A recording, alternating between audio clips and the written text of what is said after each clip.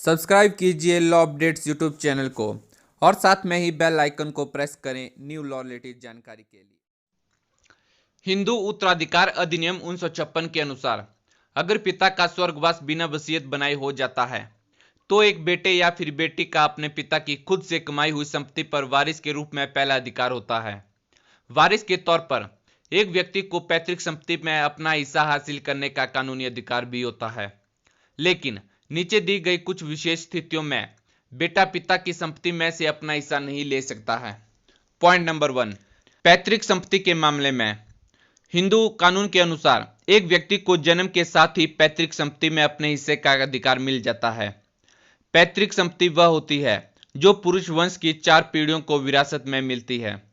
संपत्ति को 2 शर्तों के आधार पर पैतृक माना जाता है।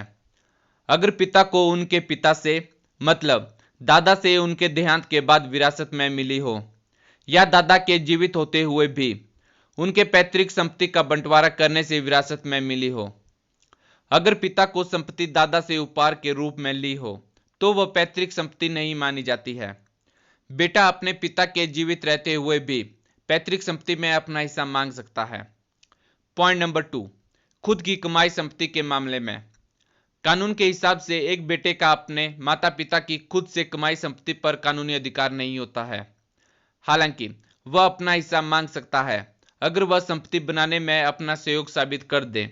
इसके अलावा एक बेटे के लिए माता पिता की खुद से कमाई संपत्ति में हिस्सा पाने का कोई मौका नहीं होता है अगर उसके पिता ने अपनी वसीयत में संपत्ति किसी और को दी हो या दस्तावेज बनाकर भेंट दी हो। उसके माता पिता उसे संपत्ति का इस्तेमाल करने दे सकते हैं, लेकिन माता पिता पर इसके लिए कोई दबाव नहीं होगा। इसके अलावा पोते का उसके दादा की खुद से कमाई संपत्ति पर कोई अधिकार नहीं होता है। पॉइंट नंबर 3, अगर पिता संपत्ति उपहार में दें। एक संपत्ति को पैतृक संपत्ति नहीं माना जाता है अगर वह पिता ने अपने बेटे को उपहार में दी हो। इसलिए एक व्यक्ति अपने दादा के द्वारा पिता को उपहार में दी गई संपत्ति में अपने हिस्से का दावा नहीं कर सकता। ऐसी संपत्ति जो बेटे या फिर बेटी को पिता से उपहार के रूप में मिली हो वह उनकी खुद से कमाई संपत्ति बन जाती है।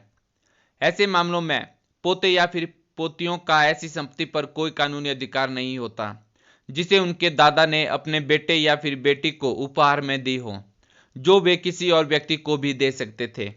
जब तक दादा इसे अपनी इच्छा से पैतृक संपत्ति नहीं बनाते तब तक ऐसी संपत्ति को खुद से कमाई हुई संपत्ति माना जाता है। तो दोस्तों, आज की इस वीडियो में हमने जाना कि पिता की संपत्ति में आपका क्या क्या अधिकार है। उम्मीद है आपको ये वीडियो पसंद आई होगी। तो फिर वीडियो को लाइक करें, अपने फ्रेंड्स को शेयर करें और कमेंट करके बताएं वीडियो कैसी लगी। और हाँ, ऐसे ही लॉ की जानकारी के लिए हमारा यूट्यूब चैनल जरूर सब्सक्राइब करें।